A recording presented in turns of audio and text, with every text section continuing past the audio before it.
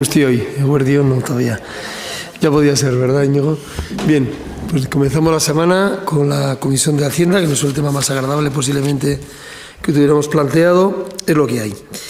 Con el orden del día que está establecido en relación con la aprobación del acta del 18 de septiembre, si no hay ningún inconveniente, la daríamos por aprobada y pasamos a los asuntos que se elevan al Pleno del mes de octubre. El segundo punto, propuesta para la imposición de penalidad en relación a la contratación del servicio de limpieza de edificios y dependencias municipales. Jon Zarandona. Sí, Gunón. Si recordáis, en el pleno del mes de marzo del 2023 se aprobó el contrato para la gestión de la limpieza de los centros y edificios municipales y posteriormente este contrato fue declarado desierto por un acuerdo plenario de julio del 2023. Si recordáis, en aquel momento, cuando explicamos las causas de por qué quedaba desierto el contrato, ya adelantamos que había habido una única empresa que había concurrido a la licitación, pero que en el último momento, cuando le fue requerida la presentación de la documentación acreditativa de la solvencia técnica y económica y el depósito de la fianza definitiva, la empresa en cuestión, que se llamaba One Facility Service, declinó en ese caso de la propuesta de la mesa de valoración, de contratación y vino a manifestar que no le interesaba hacerse cargo de la contratación, pues por un error en los cálculos y porque no era, de alguna forma, no era asumible para esa empresa. Los pliegos de contratación que regían aquel contrato establecían que en el caso de la retirada de una empresa a la que se hubiera propuesto la adjudicación del contrato, como dice la ley, se le impone una penalidad equivalente al 3% del presupuesto base de licitación. Entonces, por resolución del alcalde del mes de agosto, ya una vez que se expuso esto en la comisión informativa y el Pleno acordó la declaración de desierto del contrato, en el mes de agosto el alcalde inició el expediente para la imposición de la penalidad y se le dio audiencia a esta empresa, que finalmente, allá por el mes de septiembre, presentó un escrito aquietándose a la penalidad, reconociendo que efectivamente habían retirado injustificadamente la oferta y aquietándose en principio a la propuesta de imposición de la penalidad, con lo cual en este momento corresponde al Pleno, que fue el órgano originario que licitó el contrato y posteriormente lo declaró desierto. Corresponde al Pleno, en este caso, imponer a la empresa One Facility Service una penalidad equivalente a 171.709,06 euros, que equivale al 3% del presupuesto base de licitación de ese momento, y se le requiere a la empresa, como segundo punto de la parte dispositiva del acuerdo que ahora se eleva a la comisión, el que deposite este importe en una de las cuentas que se le facilitan en el plazo de un mes. Y eso sería. De acuerdo, Jon. ¿Alguna intervención? Sometemos a votación la propuesta del dictamen. ¿Votos a favor? ¿Abstenciones? Queda aprobado. Pasamos al punto número 3. En relación con la aprobación de la contratación del servicio de limpieza de edificios y dependencias municipales. Jon Berriro. Sí, y relacionado con esta cuestión que hemos relatado en el primer punto, efectivamente, viendo un poco lo que ocurrió con el contrato de la limpieza que se licitó en el mes de marzo y se declaró desierto en el mes de julio, hubo que recurrir a una prórroga forzosa del que estaba vigente en ese momento, con la empresa que en ese momento era adjudicataria, y se rehicieron de alguna forma los pliegos para volver a licitar el servicio, porque por la magnitud del propio servicio, del número de centros y el personal que requiere, es inasumible para el propio ayuntamiento. Entonces se vuelve a licitar el servicio con una serie de modificaciones que entendemos que lo pueden hacer algo más atractivo para potenciales empresas interesadas. En este caso, uno de los inconvenientes que manifestaron sobre todo la propia adjudicataria actual era la duración del contrato que se licitó en el mes de marzo. Ese contrato era para 2 años, pero preveía una posibilidad de 3 prórrogas anuales consecutivas. Lo que ocurre es que es un contrato muy sensible, en este caso la limpieza, al precio de la mano de obra. El precio de la mano de obra prácticamente condiciona el 90% del precio de licitación.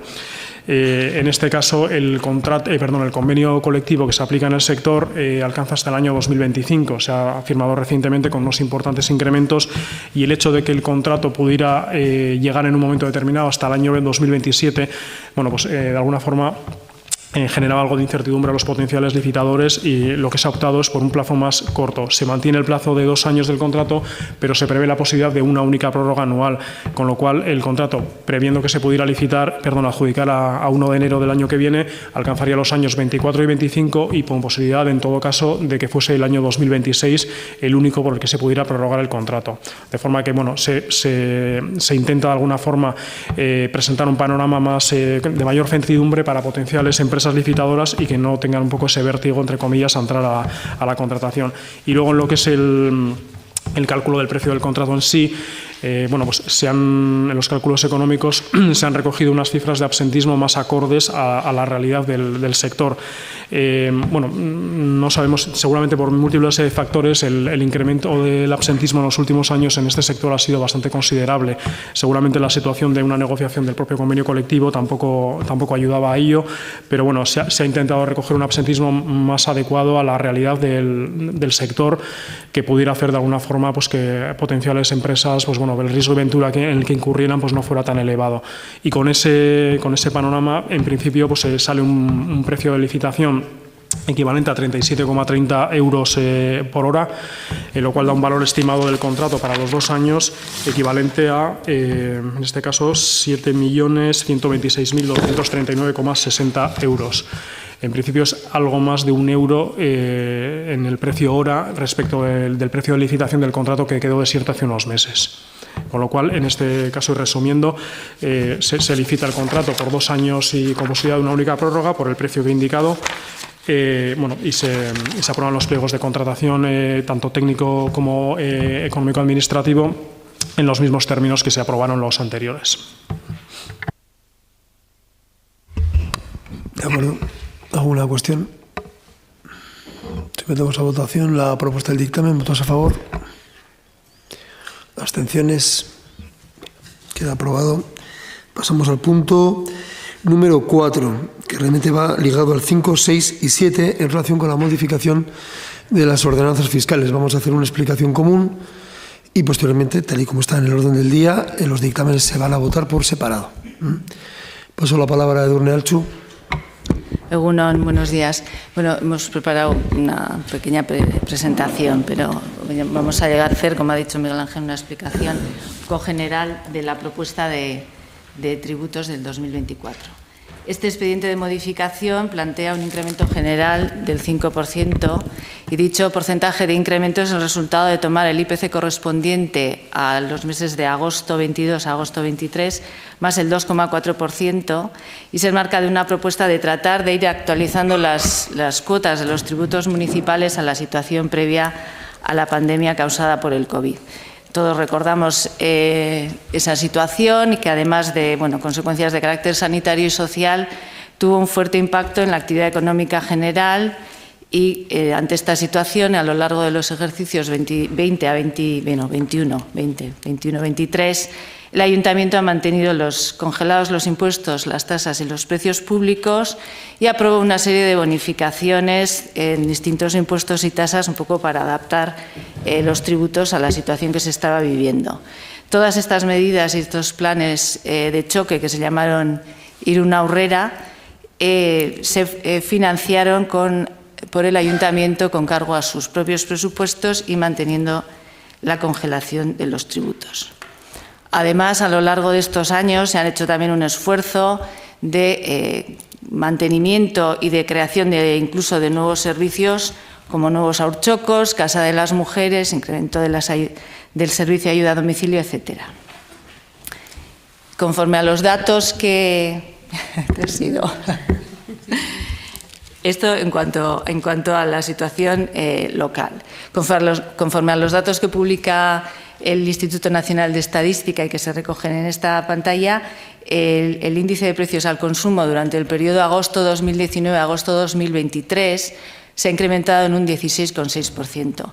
La referencia a agosto 2019 a agosto 2023 es porque siempre, desde hace ya muchos años, cuando se analiza los tributos para el ejercicio siguiente, se toma en cuenta el IPC de agosto del mes anterior, del año y de agosto del año que corresponda. Entonces, cuando se hizo el incremento de tributos allá en el año 2019 para el 20, se tomaron la referencia del IPC de agosto 2018 a agosto 2019. Es por eso que ahora aparece el año 2019 ahí, porque ese es el diferencial real es desde agosto del 19 a agosto del 23. Y en relación con el Producto Interior Bruto, y también de acuerdo con los datos del Instituto Nacional de Estadística, el Producto Interior Bruto de los años 2021 a 2022 ha alcanzado el 11%, recuperando los niveles prepandemia. Entonces, este incremento del IPC que vemos ahí se ha ido reflejando en el coste de los contratos públicos, es decir, en los contratos de obras, servicios y suministros, y en el coste de los servicios que presta el Ayuntamiento. Como veis en la pantalla, en el año 2019 el gasto corriente del Ayuntamiento ascendía a un 24.510.887,94 y en el año 2023 a 32.373.545, con un diferencial de casi 8 millones de euros. En la parte baja de la pantalla se ve a qué corresponden el 9,76% a arrendamientos, el 35,77% material, suministros y contratos y el 15,91% a reparaciones, mantenimientos y conservación. Por todo ello, y una vez considera que se ha recuperado la normalidad social y económica y al objeto de mantener la calidad de los servicios públicos que presta el Ayuntamiento, se plantea esta propuesta de actualizar y recuperar los niveles tributarios previos a la pandemia y que en el año para el 2024 se plantea un incremento, como ya he dicho, del 5%, resultado de la suma del IPC más un 2,4%.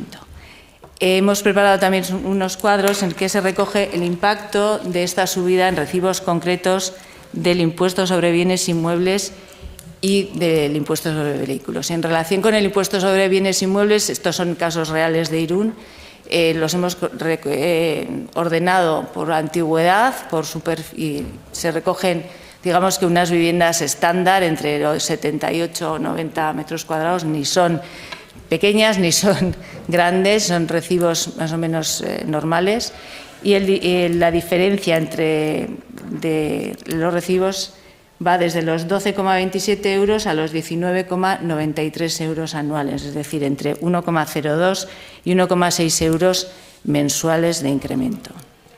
En relación con el impuesto sobre vehículos, hemos recogido no todo el cuadro de tarifas porque no nos entraba realmente. Entonces, sí que se recogen las tarifas que tienen mayor número de vehículos.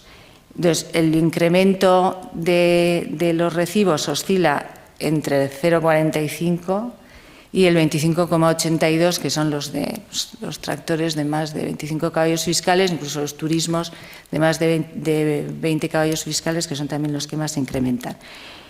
Ese incremento del 25,82 supone 2,15 euros mensuales. Y esto era un poco recoger el contexto en el que nos movemos y, digamos, que la repercusión, al menos en algunos ejemplos, de esta subida. En relación ya con los impuestos en concreto y con su regulación, voy a empezar por el impuesto sobre bienes inmuebles. En primer lugar, quería señalar que el dictamen que se os ha repartido contiene un error en relación con el tipo de gravamen del impuesto de bienes inmuebles rústicos. En el dictamen se recogía un tipo impositivo del 1,1147 y esa propuesta no es correcta porque la norma foral nos establece un tipo máximo del 1,1. Entonces, el dictamen que se elevará a pleno, en el caso de que se eleve a pleno, será con el 1,1%, es decir, con esta errata corregida. En relación con la regulación, lo que sí quería comentar, porque no voy a comentar todos y cada uno de los puntos, es que en la bonificación de familias numerosas se actualiza el valor máximo de catastral de las viviendas y se hace un incremento conforme al incremento del valor catastral que ha realizado Diputación en el periodo 2021-23, que es del 2,5%. Y se introduce también la consulta de datos a través de sistemas de interoperabilidad para la aplicación de esta bonificación a sujetos pasivos titulares de familia numerosa. También se especifica la bonificación que se aprobó a lo largo no sé si fue en el año 21, sobre la obtención de etiqueta de eficiencia energética clase A o B, para que solo sea aplicable a las edificaciones ya existentes y no a nuevas edificaciones. Y se establece una incompatibilidad entre las distintas bonificaciones que se regulaban en el artículo 4, pero es un ajuste técnico porque se recogía alguna cosa que no era correcta. Se propone también en el impuesto sobre bienes inmuebles la aprobación del recargo para las viviendas que no constituyan residencia habitual, pero esto lo analizaremos en otro punto aparte porque se había tramitado ya como un expediente aparte y porque tiene entidad suficiente para ser un expediente independiente. En relación con el impuesto sobre vehículos, como ya hemos visto, la mayoría el incremento es del 5%, a excepción de los vehículos de más de 20 caballos fiscales y de las motocicletas de más de 1.000 centímetros cúbicos. En estos casos el incremento es un poco superior porque se llega al tope impositivo, que es el del coeficiente 3. A este respecto, señalar que las cuotas básicas llevan sin ser modificadas desde que se aprobó el impuesto sobre vehículos en su configuración actual. Entonces, pues poco a poco se está llegando a los coeficientes máximos. En relación con la regulación del impuesto sobre vehículos, se especifican las condiciones que debe cumplir la persona conductora para la aplicación de las exenciones de vehículos a impuestos matriculados a nombre de personas con discapacidad y destinados exclusivamente a su transporte. Se plantea un reajuste en las bonificaciones de las letras B y C del artículo 4 en relación con los vehículos en función del impacto medioambiental de los mismos, y se propone aplicar la bonificación del 95% de la cuota a los vehículos que tengan etiqueta cero emisiones y la bonificación del 75% a los vehículos con etiqueta eco. Y se iguala el plazo máximo de disfrute de la bonificación, en ambos casos, a 5 años.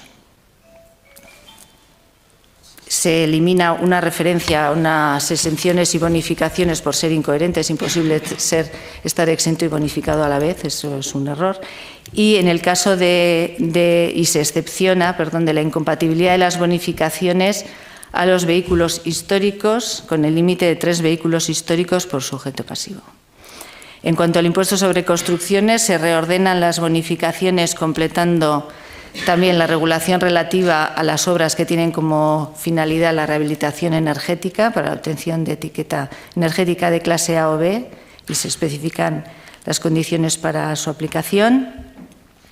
Y en el caso de actividades económicas, se propone derogar la bonificación por rendimientos negativos prevista en el artículo 7.1 de la ordenanza. Esta bonificación se aprobó en el primer plan de choque Irún-Aurrera y la verdad es que es una bonificación muy difícil de gestionar y que solo ha tenido 2 solicitudes. Difícil de gestionar porque muchas veces las solicitudes eran de empresas. Hay que tener en cuenta que el impuesto sobre actividades económicas están exentas todas las actividades económicas cuyo volumen de operaciones sea inferior a 2 millones de euros, con lo cual nos hemos encontrado con empresas que tenían cuentas nacionales, es decir, con distintas actividades en distintos lugares. En unos sitios tenían rendimientos positivos, en otros negativos.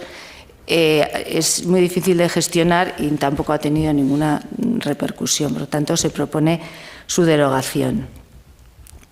Y, por último, se propone la reordenación de la clasificación de las vías públicas en el término municipal. En la clasificación de las vías públicas en el término municipal en este momento está dividida en 6 zonas. 6 zonas, la zona 1, digamos, es la zona centro y a partir de ahí, en un sentido un poco como aros concéntricos, se van recogiendo las siguientes zonas. Esto tenía su razón cuando se crea el impuesto de actividades económicas, porque en aquel momento todas las actividades económicas estaban sujetas, tenían que pagar el impuesto, pero en este momento, teniendo en cuenta los 30 años pasados y cómo ha ido evolucionando la ciudad y la creación de distintos polígonos industriales y comerciales, se plantea una zonificación en dos zonas, una en la que se recogen, la zona 1 sería en la que se recogen los polígonos industriales y de servicios y de empresas de servicios y las grandes superficies comerciales, y la zona 2 que sería el resto de ciudad. Por mi parte. Gracias, Edurne. Abrimos un turno de intervenciones.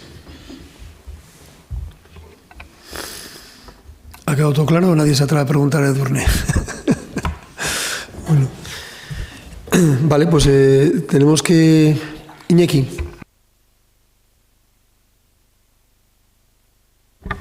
Bueno, buenos días. Simplemente para precisar que la bonificación que se plantea en el impuesto de vehículos de tracción mecánica no está redactada conforme a lo que señala la norma foral.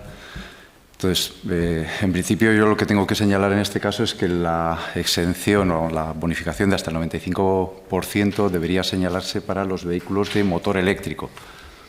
El utilizar la fórmula de las etiquetas eco, etiquetas cero y demás, sin perjuicio de que pueda ser más o menos correcto, bueno, pues puede dar lugar a, cuando menos, a discusiones. Entonces, simplemente es precisar que, en principio, las normativas tributarias deberían ajustarse en su aplicación a lo que establece la norma foral, que en este caso rige el principio de reserva de ley y prohibición de la analogía jurídica, y que debería recogerse en esos términos y no haciendo referencia a las etiquetas que la DGT atribuye a los vehículos, por ser una cuestión que puede inducir a error o cuando menos a discusión.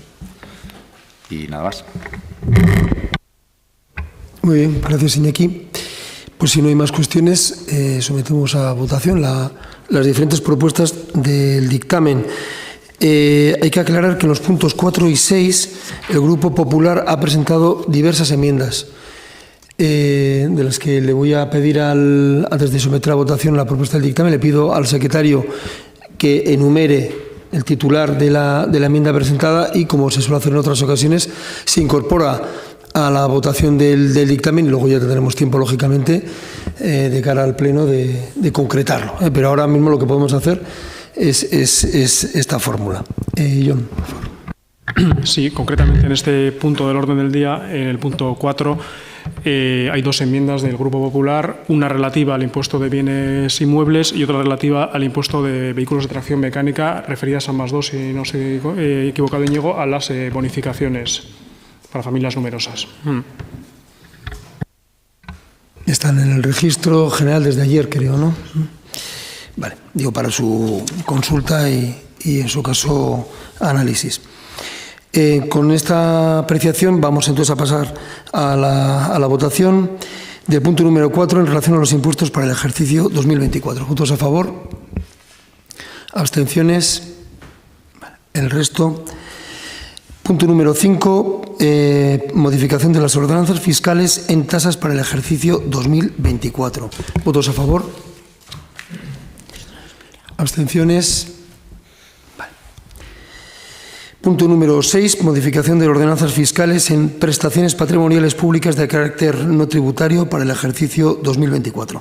¿Votos a favor? ¿Abstenciones?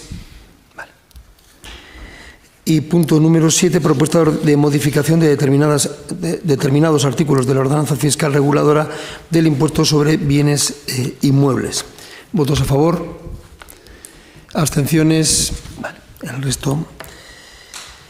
De acuerdo. Hay un micrófono abierto por ahí, veo. Sí. Bien, gracias.